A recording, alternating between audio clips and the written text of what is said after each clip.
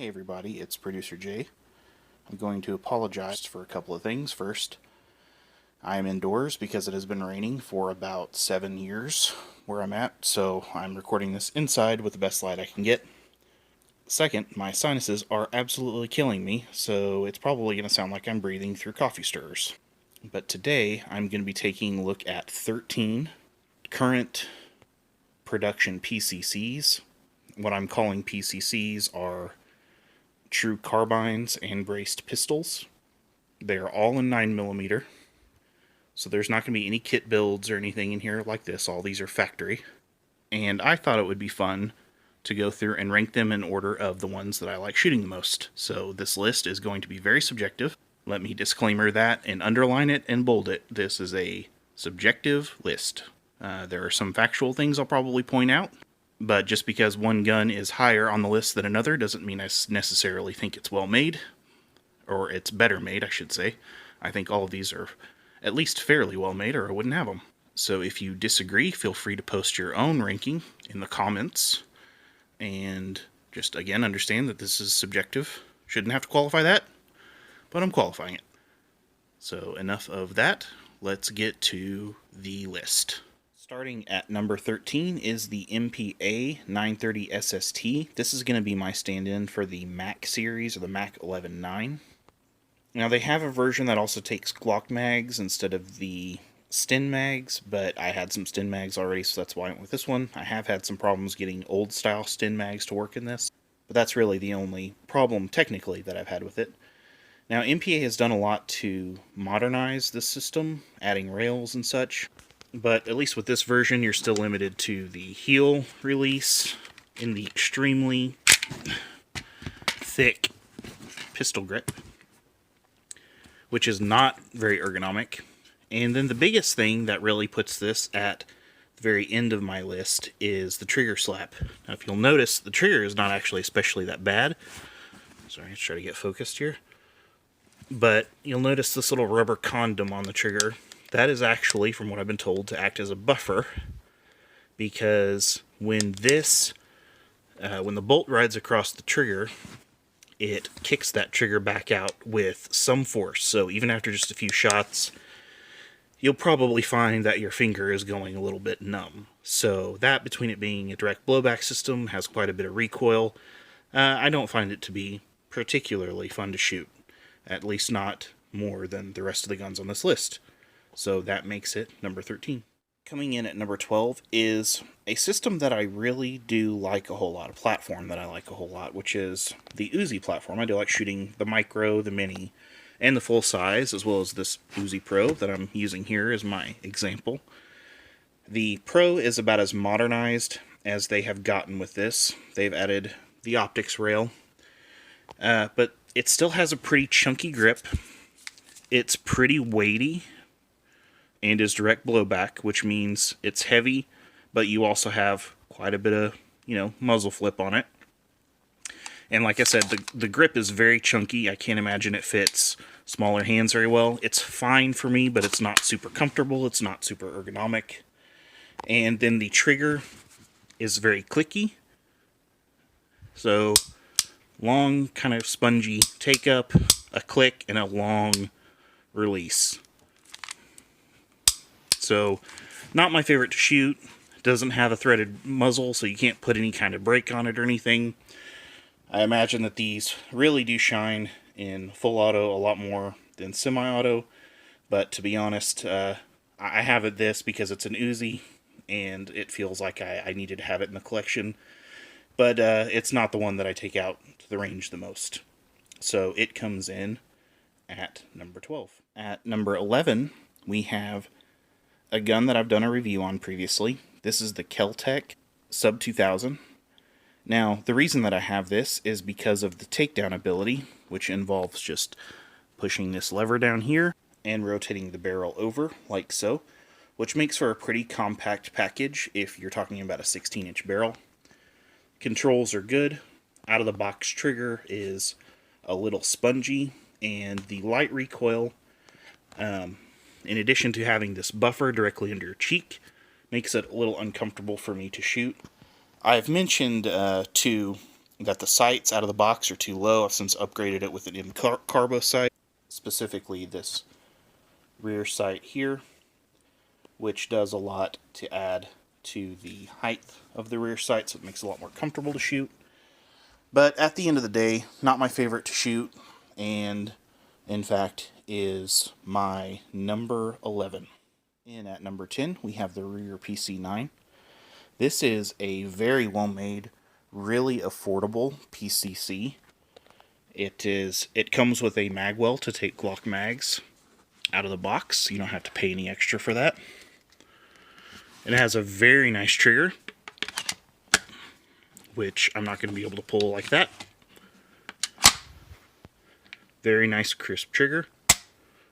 And the new versions have a takedown mechanism that is very easy to take down.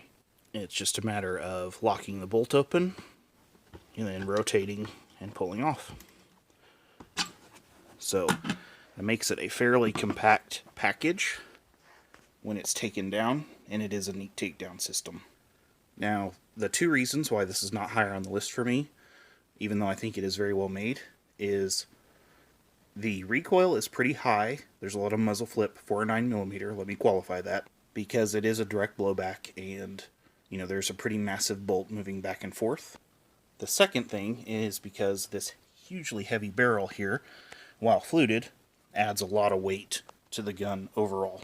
So while I like the gun a lot, think it's very well made and would highly recommend it, especially right now I'm seeing them for around $450. It's not my favorite to shoot, so it is at number 10. Let's move on to number 9. Coming in at number 9 is the AR-9. In this case, this is an ATI Milsport 9mm pistol.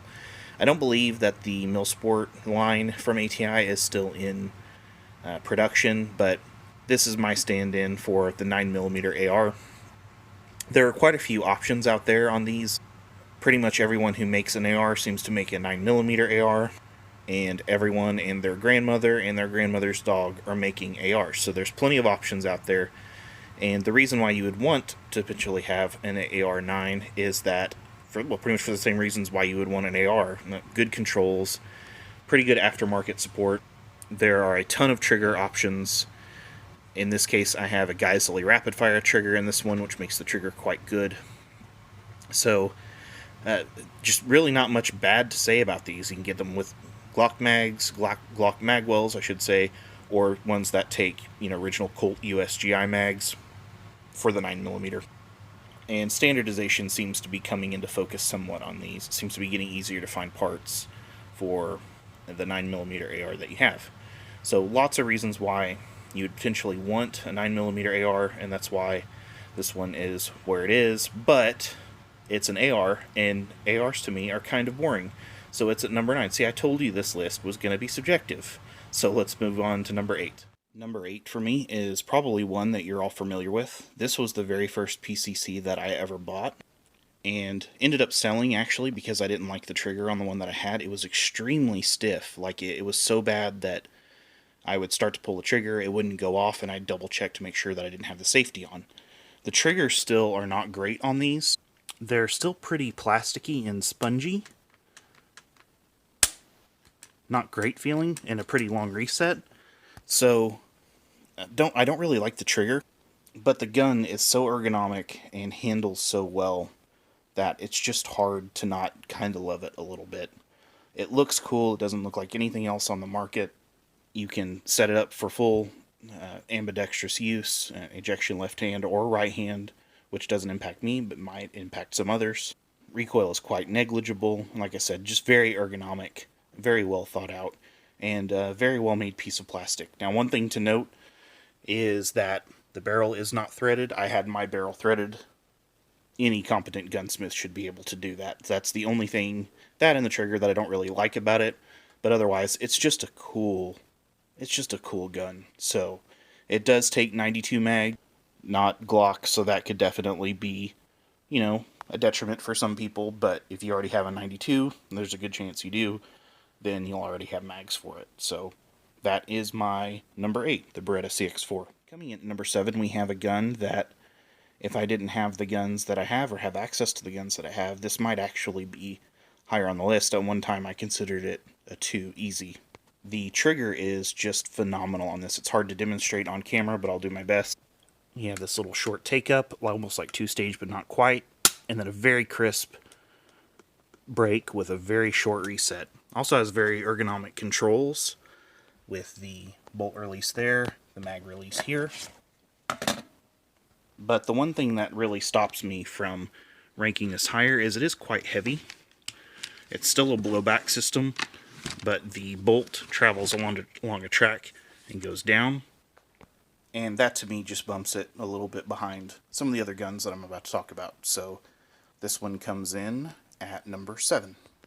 Alright, we've got number 6 here. That's right, number 6, High Point Carbine, 9mm.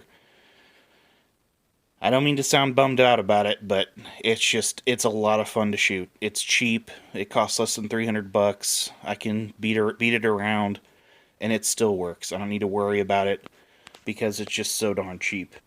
Now, I've already complained about some specific things that I don't like about it, or on the build quality, not having a threaded barrel. I don't like the takedown. I don't like this little springy butt plate, which I've removed the springs in since then and tightened down. The biggest thing that I don't like about it is these 10-round magazines.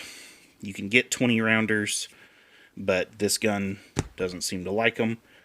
The trigger is not great. It's kind of spongy.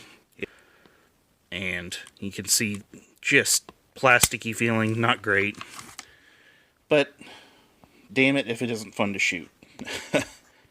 Now, I got savaged in the comments whenever I did the review on this because I pointed out some things about it that I didn't like that I mentioned. And if you're curious, you can go check that out.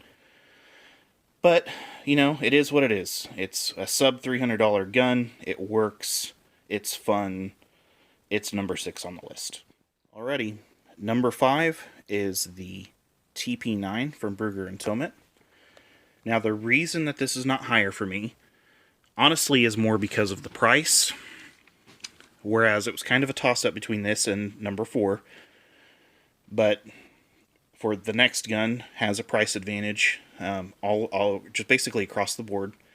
The new model TP9s go about $1,800, $1,900, and frankly, if I had to give up this or number 4, this would be the one to go.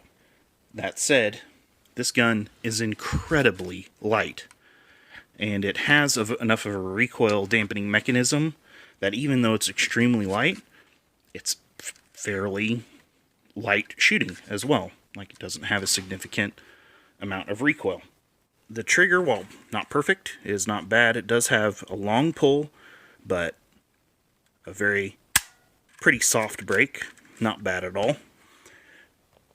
And it does have extremely modern controls. Safety, crossbar safety, mag release, bolt release, etc. So, again, positively extremely well made. Lots of fun to shoot. But I like the next gun just a little bit better. If I had to choose which one to part with, it would be this one over that one. But again, that was more of a price thing. So let's get on with number 4. Coming in at number 4 is the AK-9. In this case, the example I'm using is the Chiappa PAK-9. But I've shot a lot of different 9mm AKs pretty much from the first time that I saw a 9mm AK. I wanted one because it combined two of my favorite things, 9mm and AK. And the PAK-9 and NAK-9 especially are chunky boys. But the KR-9 is slimmed down a little bit. All these are fairly modern for an AK platform. And they're all just a lot of fun to shoot. All the triggers have been pretty consistently good. Typical AK take-up. Very crisp, light break. And just a lot of fun to shoot. So this is my number 4. Number 3 is the veritable MP5. The reason this one is not higher on the list is because at this point this design is pretty dated. And they've been around for 50 plus years, I think, at this point. So controls are somewhat dated. Trigger is typical HK, or I guess I should say, you know, that typical roller delayed blowback HK. Pretty spongy, a lot of creep, not great. But at the end of the day, it's an MP5. and that's really cool. Now, the big thing with the MP5 that makes it such a pleasure to shoot is that roller delay blowback system, like I mentioned. So it doesn't matter if it's in semi-auto or full auto, these really don't recoil very much at all. It's just a very soft rearward motion, and they're just very pleasant to shoot. The model that I'm using here is a POF MP5 reverse stretch, very similar to a K, which makes for a very compact package, lots of aftermarket accessories, but fairly expensive. And unless you have one that comes with a rail mount already welded, you'll have to come up with a solution for that. And I have never had an HK claw mount that I haven't had to do some fitting on, so something to be aware of. But like I said, at the end of the day, it's an MP5. MP5s are cool, and if you really want an MP5, not one gun on this list is going to make a good substitute for one. So this is my number 3. Number 2 on my list is the Sig MPX. Now this one that I'm using here is the Copperhead, but I've also shot the Carbine. These are an extremely modern design, very familiar AR controls. Not great aftermarket support, but present. The mags are very expensive. That's my biggest complaint about this. The gun isn't that cheap either, but it is the softest shooting 9mm PCC, we'll call it again, that I've ever shot.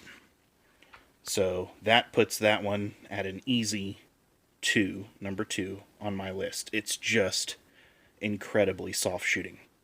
And finally, number 1 on the list, you know it, you love it, that's right, the Tech-9, probably the finest 9mm PCC ever made, ultra reliable, ultra cheap, does what you want it to do when you want, doesn't lay down when you, no, just kidding.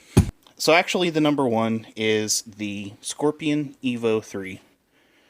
This is just an incredibly well thought out system. Everything is very ergonomic. You have multiple bolt release options as far as, bolt lockback options, from the lever here to locking it back manually here. The magazine release is easily obtainable either from your trigger finger or your middle finger, which makes mag changes very fast. Disassembly is very easy and very quick. Full considerations for optics, and best of all, it's extremely affordable. These came onto the market at under $800, which means that it fits pretty much any budget. It's an incredibly reliable system. I have had not a single failure, and the aftermarket support for these, because of the penetration that they've had into the market, probably due to the price point that they released it at, is really incredible.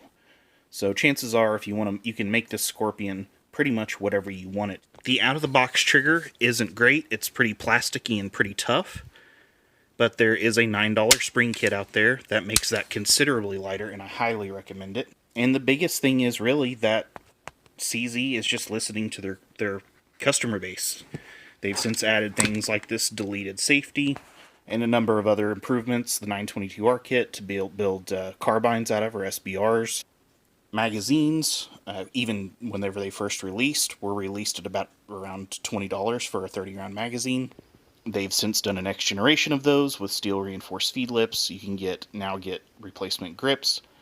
There's just a lot of things to love about this Scorpion. Now, normally the trigger would have been my biggest complaint, the out-of-the-box trigger, because it's not great, but it's also not bad, and with that spring improvement, it is, I would even say, is actually quite a good trigger. Being a direct blowback, recoil is more than the last couple of guns that we looked at, but still, it's a 9mm, so it's not extreme, and I don't think the Scorpion is as bad as some of the other guns where I've specifically called out that issue. Plus, I mean, look at this thing. It's so cool looking, even with the brace. It just looks awesome. But there's a very good reason why I think this has kind of become America's darling PCC, and that's because they're well made, they are very reliable, and they're extremely affordably priced. So all those things pretty much make this, the Scorpion Evo3, my number 1 PCC. So there's my list. I hope you enjoyed my opinion of it and kind of going through some of the the various pros and cons of each one of these PCCs. And if you did, please click like on the video. If you want to see more of this type of stuff, click subscribe. And if you're interested in contributing to our Patreon, check out the link in the description below for that. This is Jay, and we will be back soon with more, hopefully, interesting content next time. And we'll see you then.